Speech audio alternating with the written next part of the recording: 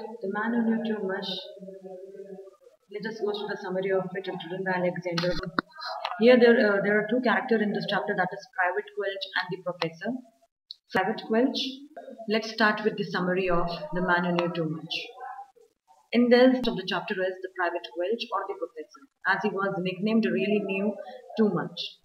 His greatest aim was to get the commission, and to pursue his aim, he really worked hard and tried to impress his senior officers.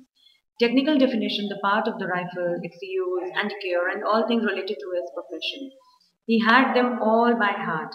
By this showy nature or exhibitionism, his tendency to outshone others and his superiority complex made him an unpleasant and unavoidable character. His exhibitionism made him a stock of laughter, and his colleague fled to avoid his sermonizing. So let's continue with the points. The first we'll discuss about Professor. Private Quelch was a soldier without a rank. The narrator first met Quelch at the training depot. He was lanky, stooping, and appeared to be frowning through horn-rimmed spectacles. In his first week of army life, he was nicknamed as the Professor. Those who had any doubt about him lost them after 5 minutes conversation with Quelch. Ambition of getting a commission. He wanted to be a commission therein. So Private Quelch was a quite ambitious person. He meant to get on his life. He had a very fertile brain. Everyone thought that he was sure to get a commission before long. He was not only ambitious but very diligent also. In pursuit of his ambition, he worked very hard. He borrowed training manuals and worked up late at night reading them. He always tried to impress his superior officers with his knowledge and smartness. As a first step, he wanted to get a V-shaped stripe indicating the rank of a soldier, and later on his aim was to be a commissioner. Then is exhibitionism. Exhibitionism was a dominant feature of Quelch's personality. No doubt the professor knew too much, but he would never lose an opportunity of exhibiting his knowledge. He badgered the instructor with questions. He drilled with enthusiasm. On route march, he was miraculously tireless. Even after marching 30 miles, he would say, "What about a song chart?" His horrible heartiness infuriated his colleague. Each time one of his fellow soldiers made a mistake, he would um, publicly, one of them shone the professor outshone him. His colleague tried to hit back at him with a clumsy sarcasm and practical joke. The professor hardly noticed him. He was too busy working for his tribe. He considered them just a gang of loots. He used to badger instructors with questions.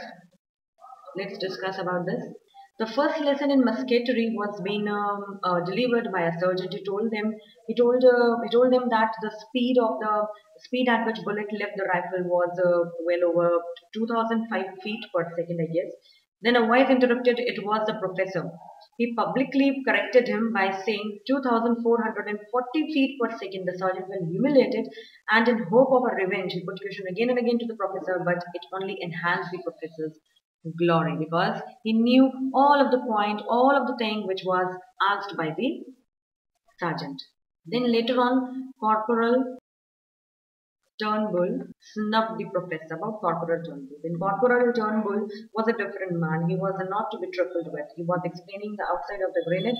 It was divided into large number of frames. The professor beamed at him 44 saying, when again corrected the Corporal publicly, all were thunderstruck. Corporal Turnbull tossed the grenade to the professor and asked him to give the lecture because it was very disappointing. Quite ashamed, the professor stunned every one of his wonderful lecture. Turnbull asked him to fall in with the others after he completed giving the lecture. Then he snubbed the professor by nominating him for permanent cookhouse duty. The professor received the kind of treatment he deserved.